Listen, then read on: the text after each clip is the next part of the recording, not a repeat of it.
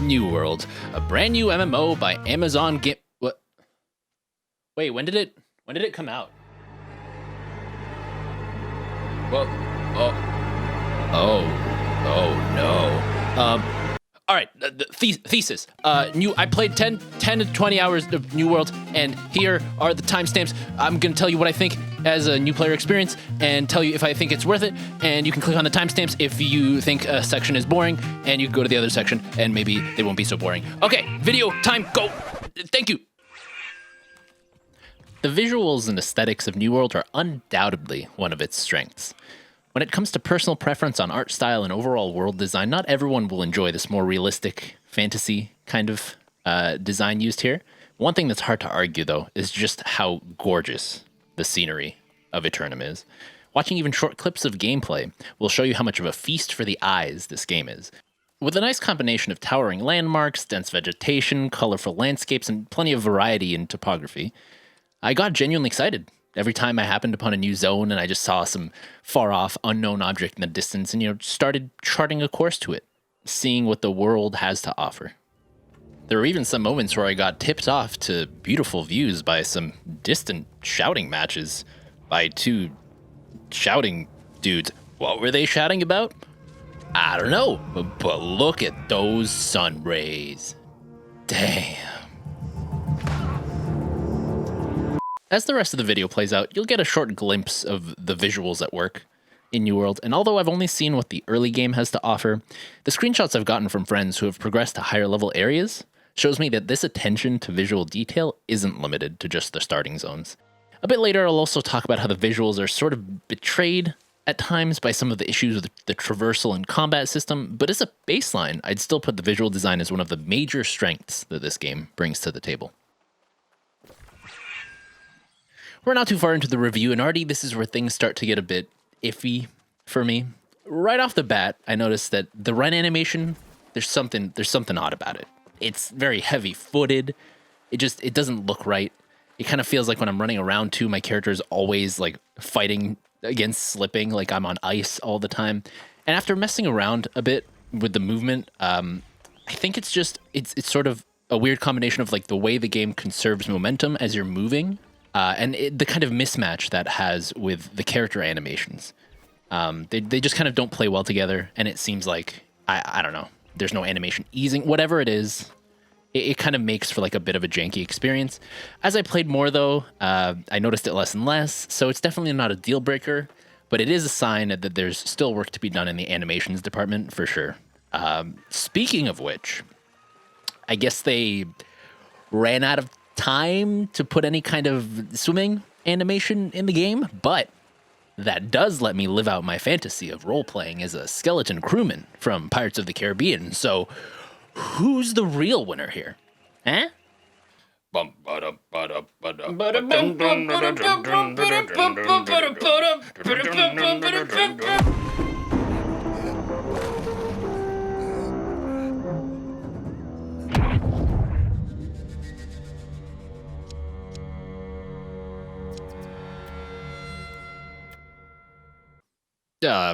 Anyway, the jumping in this game is also relatively underwhelming in terms of the height you get, but it is kind of shored up by the ledge grabbing system, and those two in combination allow you to traverse the world quite well without too many hiccups. One thing I did notice, however, is that character movement consistency and smoothness is heavily tied to the kind of latency you're getting. So if you have a really poor connection to the server, it's gonna show quite a bit in terms of not only the game feel, but also visually what you're seeing on screen. And that was really, really annoying when latency was bad when the game first came out. I can only hope it gets fixed, because right now it's not great. With that being said, I think character control and animation fluidity plays a big role for not just immersion in MMOs for myself, but also just the moment-to-moment enjoyment of playing my character. And especially in a place where you're doing a lot of exploration and physical interaction with the world, these factors are even more so important.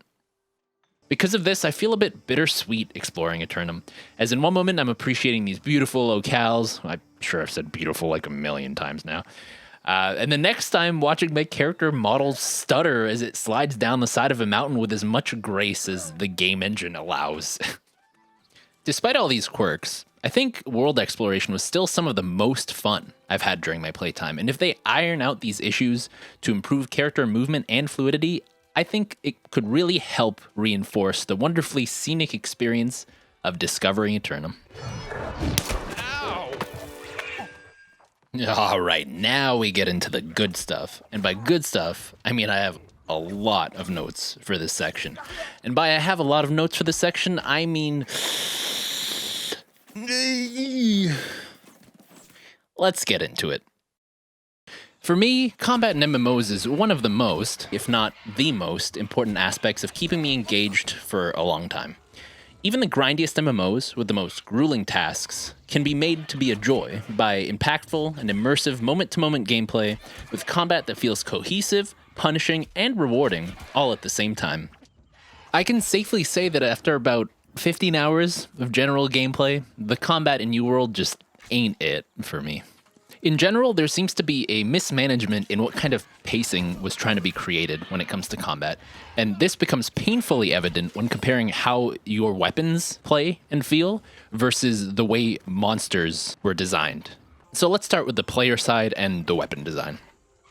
If I were to completely base combat pacing on using player attacks and abilities and how my character controls, I would say New World is trying to go for the intentional committal style of combat, like something in a Souls game. There's lots of animation lock with long post-attack animation downtime, and you're not able to roll or block cancel a lot of these, so once you commit to an attack, you're wide open for any potential punishment. Now, to be clear, this isn't bad design if the rest of the combat system is designed around this sort of idea.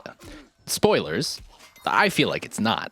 So with these combat limitations in mind, I really didn't have a great time trying the one-handed melee weapons like the sword, the rapier, or the one-handed axe.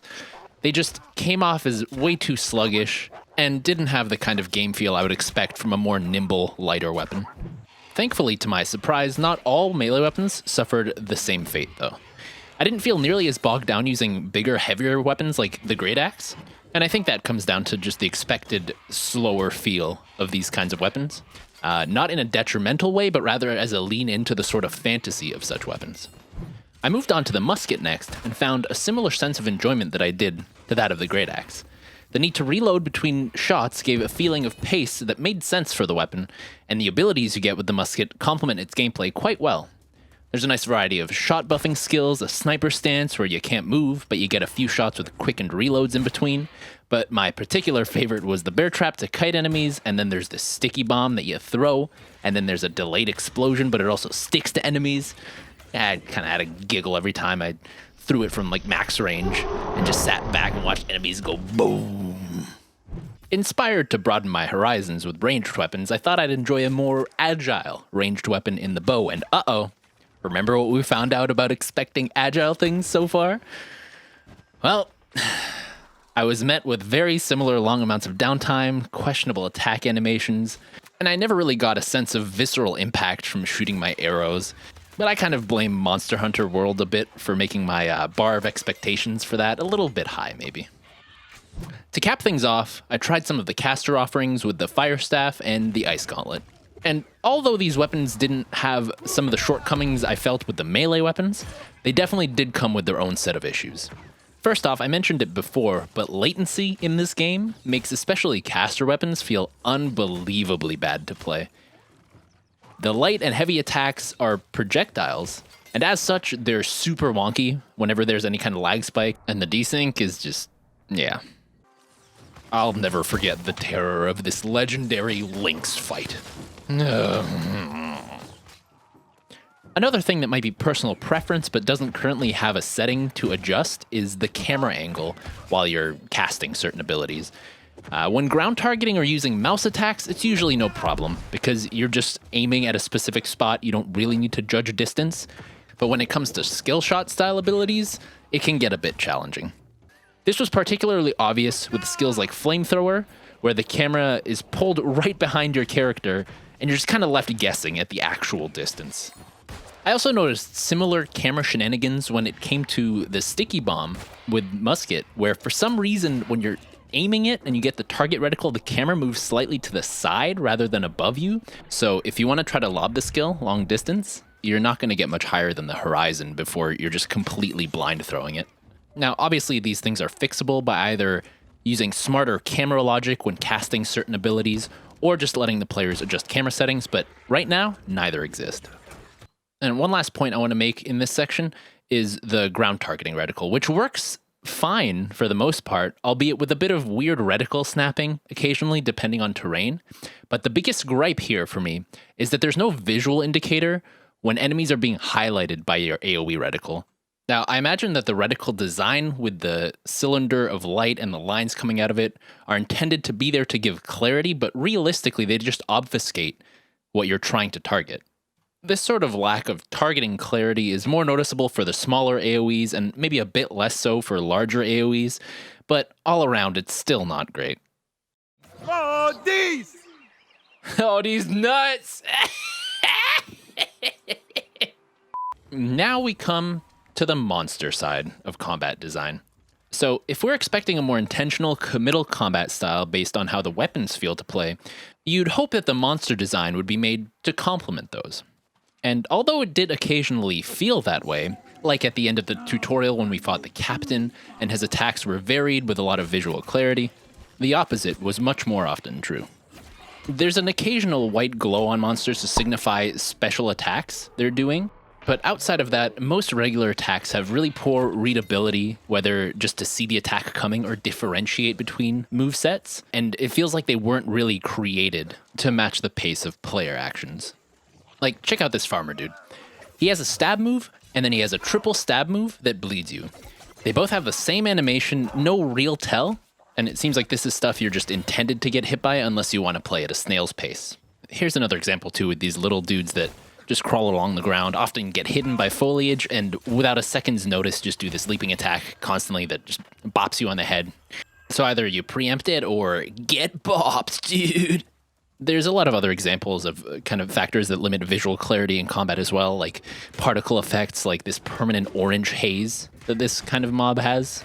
At all times, you can't really see what it's doing. And even stepping out of the visual bounds and more into like audio design, the sound cues are also a great way to improve combat clarity in any game. And I felt like a lot of the time I was in combat with mobs, they were more often just like yelling constantly rather than using their audio cues in any sort of meaningful way to express when certain moves are coming or when there's going to be some downtime.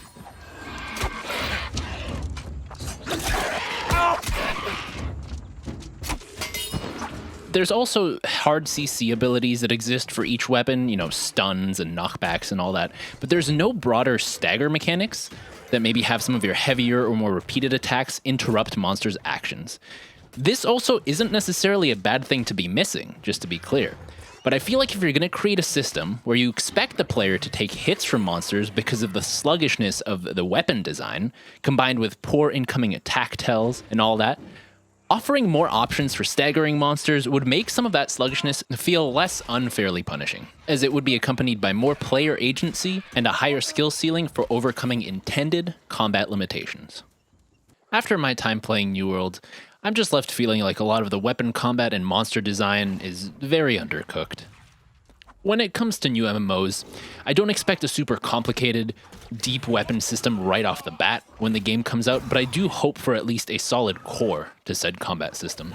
And with New World, I just did not get that feeling at all. The one caveat here is that obviously there's a chance that as you progress to higher level areas, these things change, but realistically, how many hours do you need to spend fighting through mind-numbing early game content of the same poorly designed enemies and sluggish weapon combat before you finally get to the point where you're like, okay, now I'm having fun. All these hours were worth it. I know that's funny to hear coming from an MMO player because we're so used to dealing with really crappy early game, and then you get to the end game and, you know, like rotations have expanded and your skill set's been bolstered and this is where the game finally starts, that kind of idea. But I just don't think New World inspires confidence enough for me to think that it's going to somehow get better, or way better than it currently feels. All right, so after that bulky combat section, I'm going to try to keep it a bit more snappy with these. So questing, this is going to be a pretty quick one. Questing, in my experience so far, has been pretty bog standard, and honestly, it wasn't something that I was ever really excited to go back to. So there's like main story quests, faction quests, side quest content. But thus far, every single quest I've run into is either kill X mobs, loot X chests, or bring back some kind of dropped or interactable item back to the NPC. My experience of questing is clearly limited because this is my first impressions of the 15 hours or so that I've played. But hearing other players talk about it and following content creator coverage on it makes it sound like this kind of stagnant questing carries on later into the game too, and it might not just be an early game issue. Obviously, it's no secret that for the MMO genre in general, questing does feel a bit stagnant after however many years the genre has been popular. But this is also kind of a testament to how New World really doesn't innovate on that formula in any way. As I was playing the game, I often found myself dropping whatever quest I was currently on in favor of just doing other stuff like seeking out points of interest or leveling gathering, which we'll talk a bit about in the later section. And that to me kind of spoke volumes on the monotony that kind of plagues the questing in this game. In a surely unintentional way, though, this realization did help me appreciate the other parts of the game that I did actually find enjoyable. So in some kind of weird way, like, that's a plus? Maybe? Kind of skirting the line there. I do know that if this trend continues, though, I really do not look forward to having to quest to progress later into the game at all. One last note I'll leave in this section is that I know that originally New World was planned to be more of like an open world survival MMO, and just keeping that in mind and following the game's development, seeing them kind of tack on this extra like PvE flavor to a game that was supposed to be mostly PvP, it really does feel like questing is one of those patchwork systems that's kind of like, well, as I said, like tacked on, and it really shows. The reason I initially gravitated towards gathering in New World is because after hours of lukewarm combat and questing kind of weighing on my experience, I found the gathering system to be a nice little bastion of enjoyment that I really appreciated. I think the wonderful thing about gathering in New World is that it meshes really nicely with another aspect that I found a lot of enjoyment in, which is the exploration part of the game that we talked about earlier. Not only are the dense environments in New World a nice visual treat, but they're also a veritable playground for all these gathering nodes out in the world. Specifically when it comes to mining, I had a lot of fun needing to climb a bunch of mountainous terrain just to get to gathering nodes rather than having them, sit around on the ground with no semblance of variety other than it's a rock instead of a tree or a bush. Speaking on the nodes themselves, the visual design is also quite nice, and there's a lot of variety, especially as you go up to higher levels of gathering and collect some of the higher level nodes. Personal favorites so far, of course, being the magical plants you get pretty early on to the harvesting levels, and they come with their own unique designs and sound effects, some cool and some really loud and annoying at times. When it comes to finding specific materials you're looking for, there's a couple of systems in the game to kind of hint you towards where to go. So just to start off, on the map, there's a resource legend, and it just sort of tells you, like, in this general area marked with a certain texture, you will find these materials. So it's a nice general hint without giving you too many specifics on, exactly where to go as soon as you start off. Then as you get high enough above the level of a certain node, you'll start to be able to track them on your compass, and also they'll show up on the map as nodes. And I like this as sort of just a reward for, progression through the gathering. And I didn't mind it, although tracking did come with its own limitations. Like when I played, there was no way to turn off specific trackings, and sometimes tracking doesn't work, but I couldn't really figure out why, whether it's because the node wasn't populating visually on my screen, or there's something weird going on there. And also, because you can't turn off specific types of tracking for different gathering skills, you get the completely littered with tracking nodes of like animals and herbs and mining nodes on your compass, and it becomes too much. So hopefully they find a way to fix that soon. One nice thing that I noticed, however, is because the sound effect of gathering is so distinct in the world, you can, aside from all these tracking abilities, you can actually just listen for where other players are gathering, hitting rocks in the distance, and that'll kind of give you its own hint that I found very immersive. I actually really liked that a lot. And it kind of led me to find certain paths for gathering ore that I wouldn't have known otherwise because I wasn't high enough level. So all in all, as far as gathering goes, it's mostly good things to say. I don't know how this sort of interaction with gathering the rest of the game progresses as you go further, obviously, but I had a lot of fun. I probably had the most fun just going around, leveling up my gathering and discovering the world through that. As for the crafting side of things, I don't really have as much to say as I didn't spend too much time crafting, but there are some things I noticed along the way that might make it a bit iffy for me, so let's go through that. First off, I thought to myself, well, everybody can level every crafting skill, and so like nobody's really specializing. I kind of have this certain idea of how I like the crafting ecosystem to be in MMOs, but then I thought, there's games like RuneScape where this is kind of similar, and those are still really enjoyable, where you can just level up everything. You're not limited. So it's a design choice, and I don't mind it. I'm fine with that.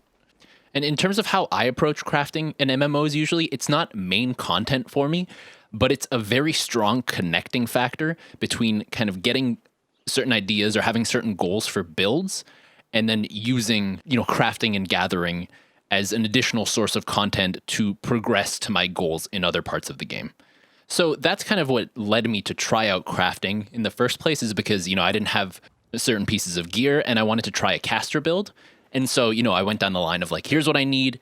I'm going to craft this. And then to craft this, I'm going to need to gather it. And I just, that whole marrying up of systems like this in MMOs, I think that's what makes them really enjoyable for me to play. So in that respect, it was great. But it wouldn't be a New World review without some bittersweet additions. And when it comes to crafting and gathering, one thing that stood out to me more than anything is the sort of exponential ramp up of not only experience required as you level, but also like the material amounts. The numbers are so high, and I don't know why they need to be. So I get kind of a bit pessimistic when I think about it, and I just assume that it's this sort of like dopamine hit system where, you gather a node and you get like fucking 70 iron ore, and then you come back to town with like thousands of iron ore to make ingots. And then in just like a short 30-minute mining trip, somehow I'm already plus 25 levels early on in the game. And it's the numbers seem like they're there for a purpose that just, I don't know, it doesn't seem wholesome to me.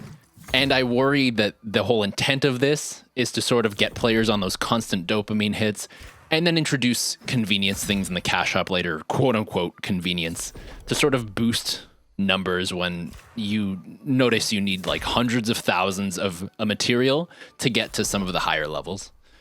Now, this sort of idea may be a bit naysayer by me, or doomsayer, but a lot of this kind of idea occurs, and I've noticed this a lot in different systems as I'm playing New World, so that's kind of why it comes to mind. I hope this isn't true, but we'll never really know until they start introducing more cash shop stuff and see where they go with that down the line.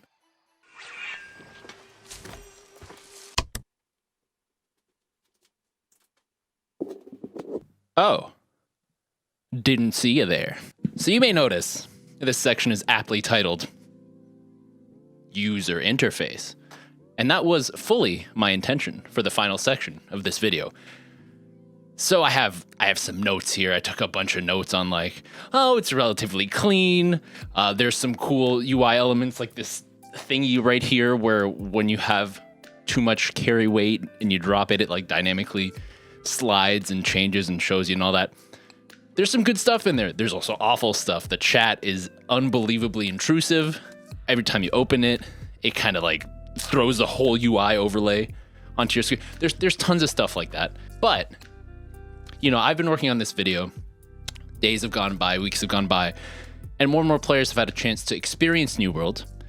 And with that, more and more information about the game, both positive and negative, have come out, including an unbelievable amount of bugs. It feels like every single day there's a new news article on some kind of game-breaking bug, whether it be like crouching to heal faster during heals.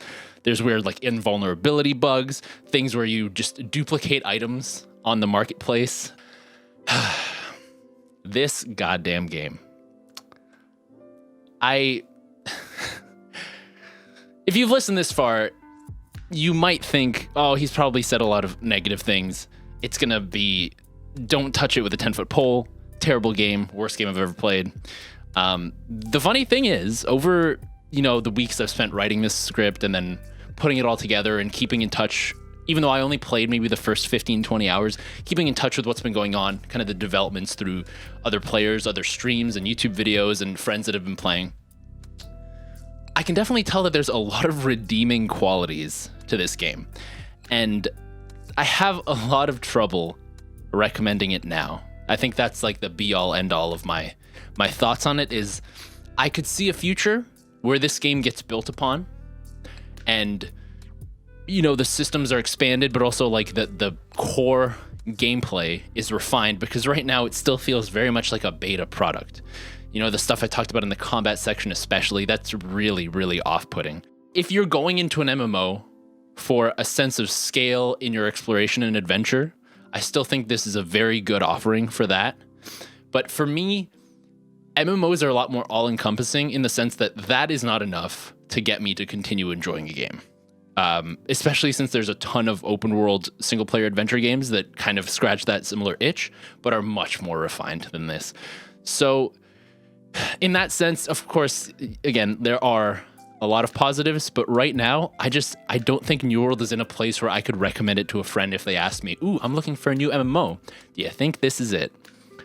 And I think I'll leave it there. I mean, as time goes by, I'm gonna, keep my eye on it and check out the game and see what the patches have to offer. But to be honest with you, with the state of the game now and the way it's going, it feels like Amazon Game Studios has a long way to go if they're actually dedicated to shaping this into what it could be. Like, there's a lot of potential here, but we've had tons of MMOs over the years that have kind of had the same hype on release and the same prospective offerings on release, and then it comes to like a month later, the hype dies down. The dev studio just isn't in for the long haul based on their actions or the funding, whatever it may be, right? There's tons of reasons. MMOs are notoriously one of the most difficult to develop games. There's a lot of reasons for that, and you can clearly see anytime something like this comes out. So New World, as a new player experience after 10 to 15 hours, was it worth it? Maybe. Would I recommend it right now? No. So thank you guys for watching. I hope all of that video was insightful and gave you some good information in case you haven't purchased the game already. And even if you have, I'd love to hear your thoughts in the comments. And you can catch me on Twitter or watch the stream either here on YouTube or on Twitch. The link's in the info section. And that's it for me. So thank you so much, and have a good day. I'll see you next time.